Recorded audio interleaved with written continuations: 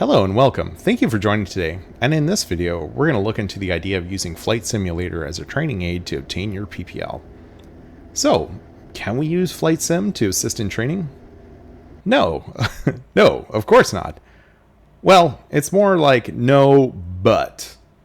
And before we get into the but, I just want folks to keep in mind that this video is strictly my opinion. I'm not an instructor, and I'm only sharing my personal experience. So before I get into the details of my setup and opinions, I want to point out that I'm not stating my choices are correct or superior, and that all others aren't valid. The flight sim community is very diverse. A lot of folks are very proud of their setups and all choose paths to suit their needs and what they want to get out of flight sim. For myself, I chose to set up the sim to assist with PPL training. And in my opinion, if I'm not using VR, I don't believe flight sim is any good. In fact, I think it'll do a lot more harm than good. So with that out of the way, I'm going to talk about my setup. It's not super complex, but I do find it very functional. And keep in mind, I'm thinking about the V in VFR flight, emphasis on visual. So first off, again, I didn't go crazy on the controls. I have a typical Thrustmaster stick and throttle controls. It's the A320 Airbus version. And I bought that stuff before I started my flight training. I've modified the throttle slider on the stick to control the flaps. And for the throttles, the left throttle is the throttle on the aircraft, and the right throttle is the mixture control. Number 1 fuel switch is in place for carb heat, and number 2 switch acts as a combination master avionics switch. Ignition switch, pretty self-explanatory. And of course, after my first lesson when I was steering with the rudder pedals, I recognized I needed proper pedals to learn how to taxi, so I got the Thrustmaster combo rudder brake pedals. I've also removed that little small foot guard at the heels and taped the pedals to the floor to stop them from shifting. And last but not least, and of course the most important, is my VFR headset. It's the HP Reverb G2. At the time of purchase, it was about $500. Now it's it gone up in price, sadly. But you don't need like the super best headset or whatever, just one that's good, decent enough. I like this one because I didn't have to set up the motion tracking cubes, and the motion tracking is great on it, and the resolution's not bad. So for flight sim, I just want to get this out of the way. The limitations of it. I think one of the biggest problems that flight sim creates is the habit of making new pilots or folks stare inside into the panel of the aircraft. I know you can, spend money on building multiple monitors so you can have a 360-degree view, or at least one at 80. I still think that's not the same as wearing a headset. It won't give you that same experience as like being able to look around, look straight down, all the other habits that you would want to form as a pilot. And also the VR headset in the end is kind of cheaper than buying more monitors. Another part of where flight sim falls short is the fact that you can't feel the aircraft. You can't feel the controls. You can't feel the turbulence or whatever. I know force feedback's out there. It's kind of rare, probably inaccurate, and you're still not sitting in the plane feeling the forces. Not having this sense is another strong reason why you can't solely train on the flight sim. Just to put real emphasis on this, even when you're in one of those certified full motion flight simulators that the schools have, you're legally only allowed to gain 3 hours experience from that towards your PPL, so keep that in mind there.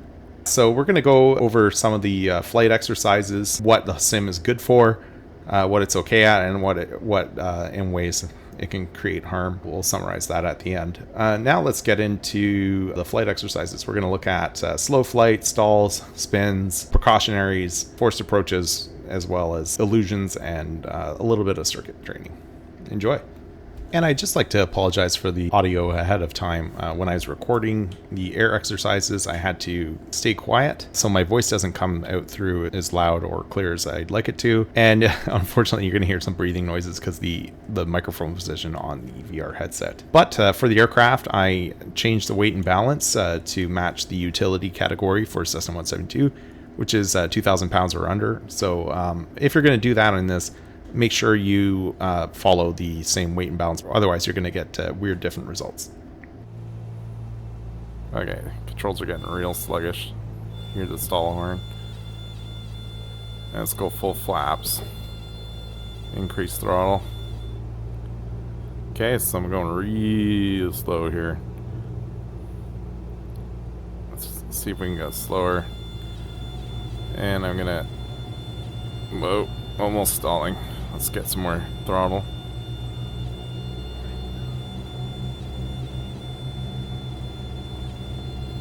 Want to maintain altitude. A little more power.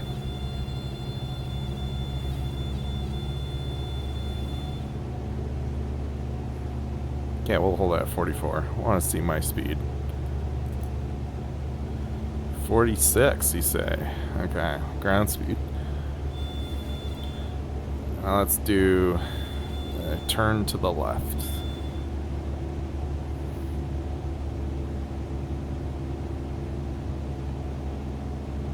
So this part feels pretty realistic. I'm putting in actually right rudder to try to stay coordinated. Lots of throttle. The controls are very sluggish. Oh, no. I don't want to come into that bank yet.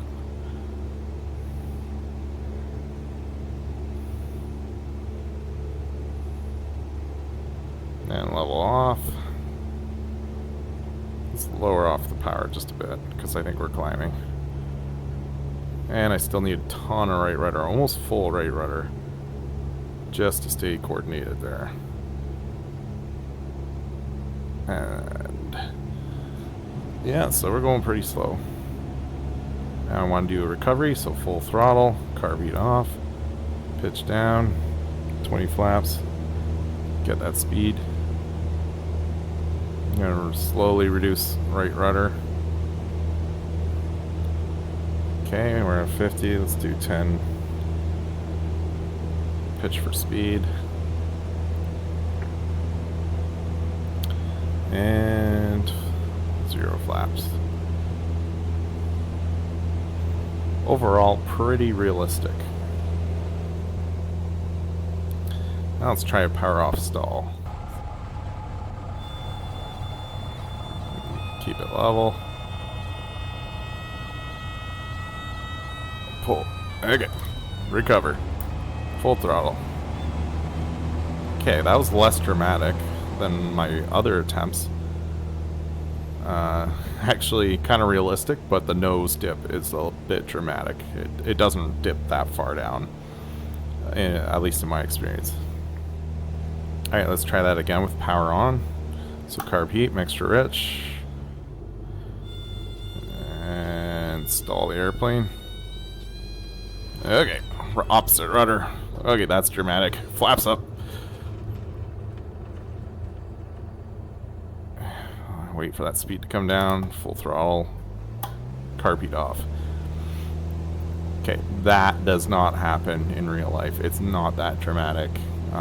Again, it's more tame like the power off stall. Maybe a little more dramatic than the power off stall. Yeah, you do get a wing dip, but you can correct it very, very quickly with opposite rudder. And the nose dip is just not that dramatic. I actually had to reduce flaps instantly as we're going nose down because I'd quickly exceed the maximum flap speed. So that's not a normal thing to do in a stall recovery. You would do full power, break the stall, full power, recover, and in your recovery you reduce flaps in stages as you gain positive rate. So okay, here I'm doing a real power on stall, and yeah, you can see my nose is up and in the stall, and then when the aircraft does stall, I do get a wing dip, but it's not that dramatic.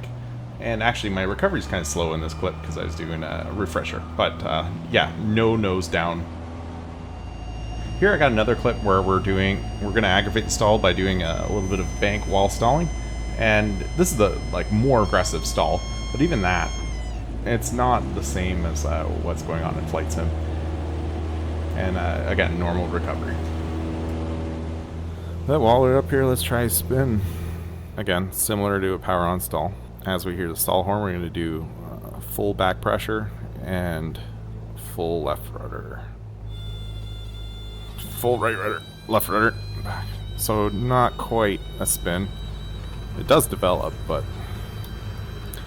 it doesn't quite do the wing over. So I'm going to recover now. Opposite rudder. And it's... Okay, there's the recovery. Pull out of the dive. And wait for the speed to slow down. Full throttle, full power, carb heat off. That was a fully developed spin, which I've never done. I couldn't get the incipient spin going. And when you do this in real life, when you pull back full back pressure and then put in rudder, the aircraft will do a complete roll.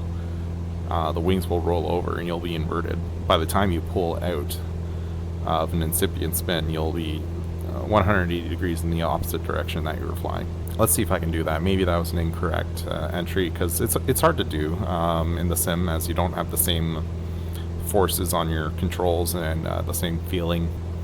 Despite the faults in this simulator, the immersion experience of using virtual reality is quite incredible and quite helpful, if even just for habit building, for looking out, for seeing how the nose hits the horizon. All those are pretty useful skills to develop, or habits I should say. And looking around, like, it's like 90% there. I'm gonna try a little trick in the simulator that makes it more realistic from my perspective. When we're entering the spin, put about 10 degrees or 5 degrees of bank angle into the direction I want to spin, and that gives me that wing over that I expect. I'm just gonna add a bit of bank angle here, so nothing too crazy, like maybe 5 degrees or 10. And we're approaching the stall, and I'm gonna pull back, and then I'm gonna do full left rudder. Pull back, full left rudder. That's the wing over I'm used to. Recover. Opposite rudder. Break the stall. This is too dramatic. Look at this plane. Okay. Come on, nose down. Opposite rudder. Whoa. Overspeed. And pull out of that dive. That would be a lot of G-force pulling out of that dive. I don't know if I'd like that. Okay, full throttle. Carb heat off. Okay, in this next clip here, I'm doing a real spin, and I'm not doing that bank or anything, so I'm just doing, you know, the normal entry, full back pressure, left rudder, and I get the wing over. And then I'm able to break the spin before it becomes fully developed and recover as normal. And this is where I screwed up practice.